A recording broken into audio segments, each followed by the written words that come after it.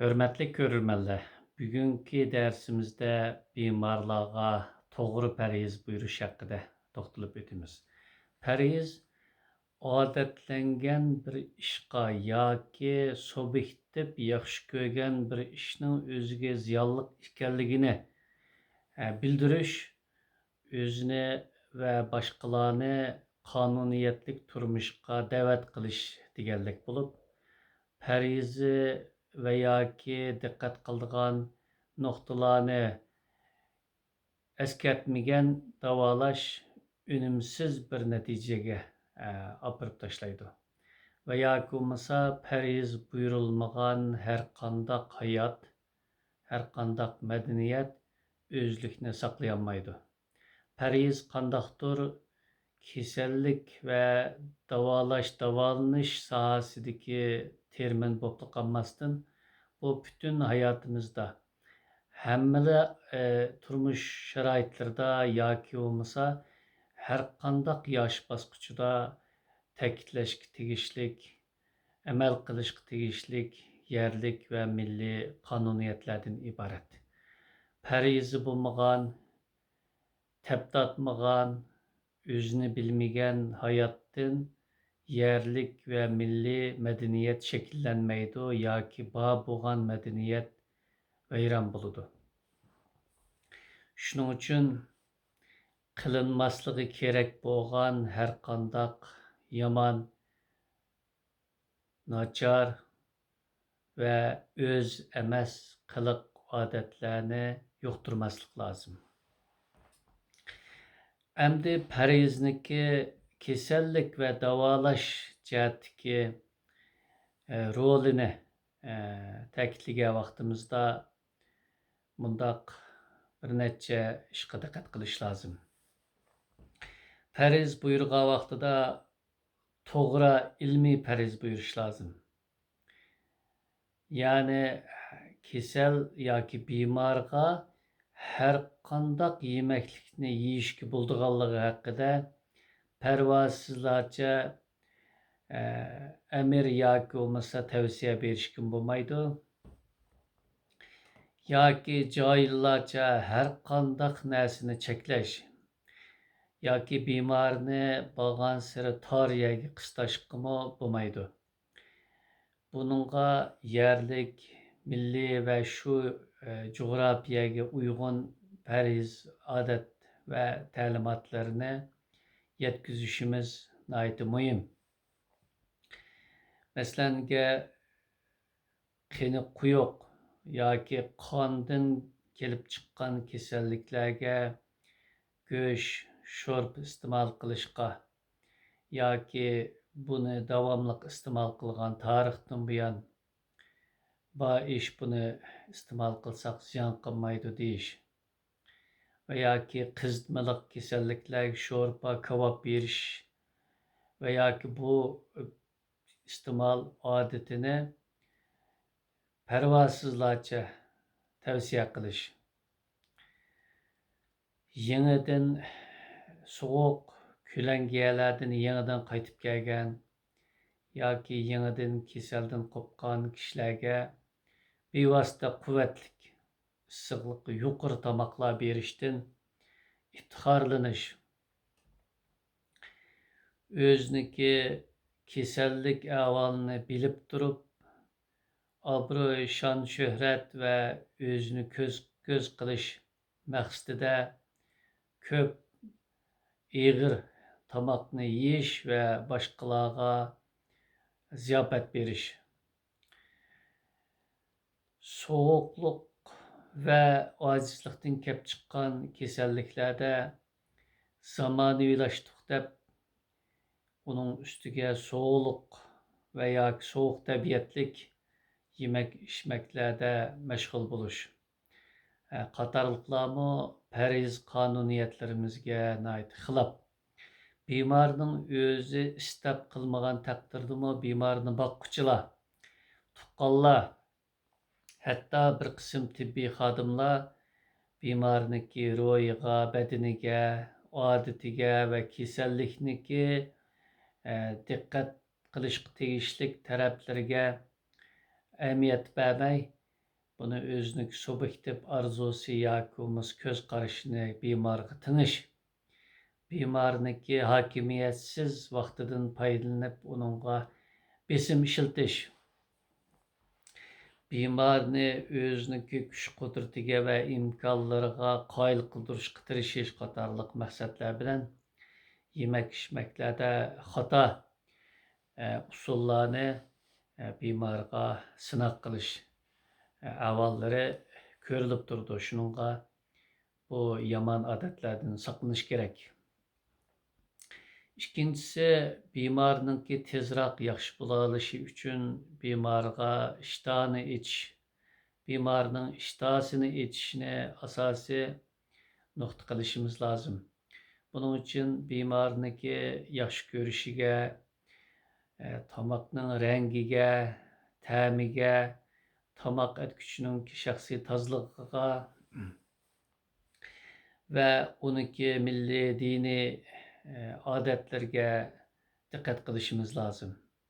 Chunki ro'yi omilmi ishtahniki tutilib qolishiga sababchi bo'lishi mumkin. Shuningdek, bemorga shu ishtahni ochquchi dorilarni ishlatsak bo'ldi. Chunki ishtahliq bo'lishi bemorniki ishtahasining ochilishi bemorning yaxshi bo'lishiga bir ishoratdan iborat. Üçüncüden bemorga pat-pat az yemeklik berish lazım. Bemor kesel ameliyatda qon aylanishning qiyinlashganligi, bedende ziyonli moddalarning to'plashib qolganligi tufaylidan insonlar kesel bo'ldi. To'plashib qolgan ziyonli moddalar yig'ilib qolgan qon tomirlar ravon emas kishiga ko'p tomoq berish qatnashni texmi to'sish, zaharni texmi ko'paytish ma'nisiga berib qoladi. Shuning uchun bemorga oz tomoq berish orqali, pat-pat berish orqali aylanish mexanizmiga yukni azaytish, aylanishga yordamlashish ve koni yengini almışga turtki bo'lish lozim. Dördüncüden bemorniki shaxsiy tozaligiga ahamiyat berish, tomoqdan burun ve tomoqdan keyin qo'lini pokiz yuvishga ahamiyat berish, tomoqni pokiz, gumonsiz ve ishonchli bir muhitda iste'mol qilish sharoitini yaratib berishimiz lozim. Onundan başqa şu qavziyat bo'lib qilish normal sağlam kishilar uchun qiyinchilik bo'lgan bo'lsa, bemorlar uchun bu zo'r bir xatar hisoblanadi. Chunki modda almış yaxshi bo'lmagan kishiniki kasalligining saqayish ehtimolligi qiyin bo'ldi yoki kasallik vaqti uzrab ketib qoladi. Shunga bemorlarniki kunda bir qatim cho'ng kichik tarat birdan ko'proq tarat qila olishiga kapolat qilishimiz lozim. Altıncıdan bemorlarniki yaxshi ko'rishidan sirt kasallik ahvoliga uygun tomoqlarni berishmi bir hikmat. Bir qism kishilar o'zi yaxshi ko'radiganligini asos qilib turib kasalligiga ziyon qiladigan yemekliklarni iste'mol qilishni talab qilib turib oladi. Bununla bemorniki ro'yiga ta'sir ko'rsatmaslik, uni qiynamaslik veya uningga azob vermeslik nuqtasidan dastlabda u yaxshi ko'radigan yemeklikdan boshlab uningdan keyin kasalligining yaxshi bo'lishiga foydali yemekliklarga o'tishga qoyil qilish kerak. Chunki nurg'un kasallar yaxshi bo'lishni o'ylaydi, arzu qildi, doktordan talab qildi, ameliyatda yaxshi bo'lishga unamaydi yoki uningga tarajaydi. Bo'libmi qini quyuq semiz bemorlar saqayishni talab qiladi, ammo saqayishga to'sqinlik qiladigan irodasizlikni veya ki onun tətür ozuqlanışını davamlaştırıp bemorniki o'ziga va doktorniki shon sharafiga qiyinchilik paydo qiladi. Ya'ni kasalning saqayishi texim tezlashib ketadi. Shuning uchun kilolog semiz kishilar o'zini cho'ng ko'rish, o'zining gapini ulug' bilishdan voz kechib, to'g'ri sog'lomlik va kasallikdan qutulish jihatdagi huquqlarga qaytib kelish lozim. 7-si ko'p xil tomoq berishmi yoki foydali bo'lgan tomoqning turini, shaklini, ta'mini ko'p xillashtirishmi bemorniki tezroq saqayib ketilishiga yordamchi bo'ldi. Har kuni, har vaqt o'xshash tam, o'xshash rangdagi tomoqlarmi bemorning ishtahasini tutib qo'yishi mumkin. Endi uningdan boshqa tomoq berishda yotqizib berishdan saqlanish imkon bor. O'ltirib tomoq yeb bo'lgandan keyin eng oz deganda yarim soat o'ri o'ltirishga, suhbat orqali o'ri o'ltirgan vaqtniki uzun bo'lishiga imkon bor. İmkan tanışımız lazım. Çünkü bazı bemorlar yepli yatqanlığı için kasalniki avıp ketadiganlığı ameliyatga uygun. Onundan başqa issiq, soğuk yemekliklarni bir vaqtda iste'mol qilishga, achchiq, tatlı yemekliklarni ayni vaqtda berishga bo'lmaydi. Bulupmu şu kanның suvuşu, bedenning acizlab ketişidan kelib chiqqan her türlük bedellik ve ruhi kasalliklerde her türlük soğuk içimliklerini çekleyimiz. Bir kısım kişiler kasallik rayonunda yoki balnisda uzun yatqanlık için özünü bir hapiste xiyal qilib, sirtqa chiqqisi, boshqalarni ko'rishgisi kelib, ichisi qilib, o'ziga ziyonliq va yoki sovuq ichimliklarni iste'mol qilishni talab qiladi yoki boshqalar ko'rmagan vaqtida iste'mol qilib, o'ziga ziyon keltirib oladi. Onundan boshqa tomoq materiallariga ahamiyat berish kerak. Bemorlar sog'lom vaqtida nurg'un hayot tajribalarini ko'rganligi uchun yegan tomoqiga qarab yoki uning ta'miga qarabla ishlatgan materialniki yengimi, ko'nimi yoki nacharmi buni oson farq etalaydi.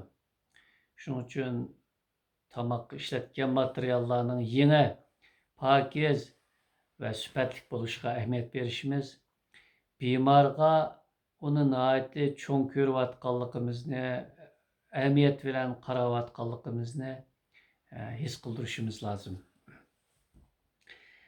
Yuqorida kasallarninki, bemorlarning saqayolishi tezroq asli kelalishi uchun keraklik hem bemorning hem qarg'uvchilarning diqqat qiladigan nuqtalar haqida so'zlab o'tdik. Parhez so'zi yuqorida bayon qilganimizdek yolg'iz kasallik, bemor, davolash, doktor, shifoxona qatorliq huquqlar doirasida cheklanib qolgan oddiy bir so'zlik emas. O bütün hayotimizni bizga bekitilgan, bizga qilmaslik haqida aytilgan yoki qilishga tegishli vazifalar deb ko'rsatilgan bütün huquqlarning amalga oshirilishi uchun, tinch aman bo'la olishimiz uchun, boshqalarga yordam qila olishimiz, o'zimizning hayotini pokiz, yaxshi nomlar bilan davom qila olishimiz uchun berilgan bütün ta'limotlarniki umumiy ismidan iborat.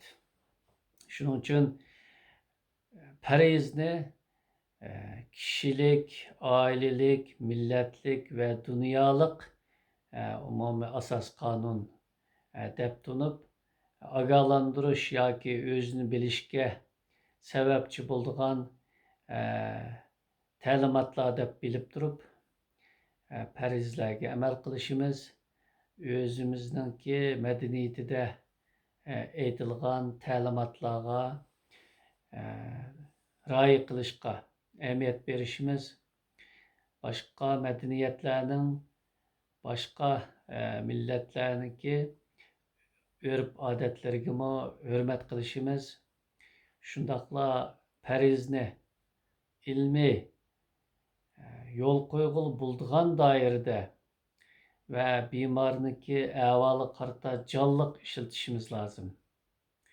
Bugungi darsimiz farizlar haqida cho'ng va kichik ma'nolari jihatdan so'zlab o'tdik. Keyingi darsimiz boshlanguncha hammamizga omonlik bo'lg'ay. Xayr xo'sh.